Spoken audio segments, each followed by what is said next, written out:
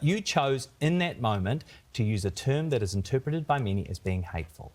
And perhaps that discomfort is something that we should lean into, because again, I think that nowhere near enough focus has been paid to the genocide, which is literally playing out right now and is decimating the Palestinian people. So when you say the discomfort should be leaned into, in what way? How do you mean? In the sense that there is far more focus on a statement than there is on the violence that is playing out against the Palestinian people. But that's on you. You used the statement with knowledge of how the statement would be interpreted. Hang on.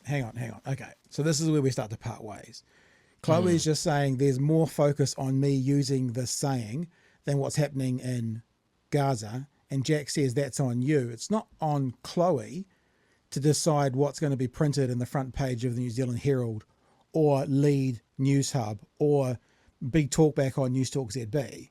That's not on Chloe.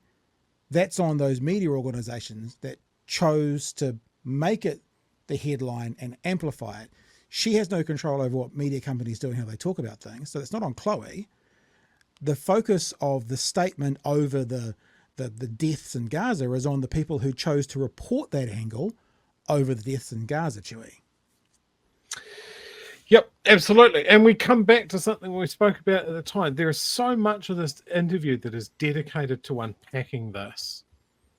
Something that happened last year when the invasion of Gaza had just started. And I think we were probably discussing the raising of a single hospital and whether the Israelis meant to do it or not.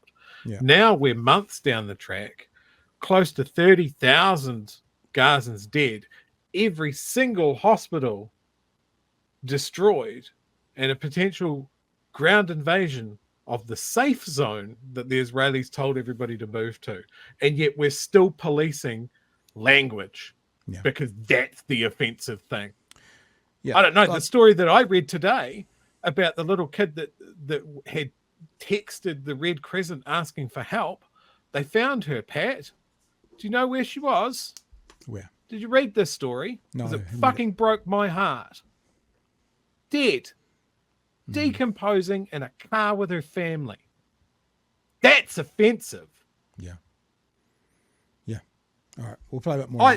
The rage I felt, and and yet we're talking about this stupid phrase again. Yeah. Like let's move past it. Like nobody's been talking about this for weeks. He's got someone that is sticking their hand up to lead the Green Party. The other part of this interview was fantastic of it, her essentially talking about people power. Yeah. But this is what's been we're talking about it. It's going to be re-injected into the space about the discussion on Gaza here in New Zealand. The cold fury I feel over this part of the interview, I can't describe.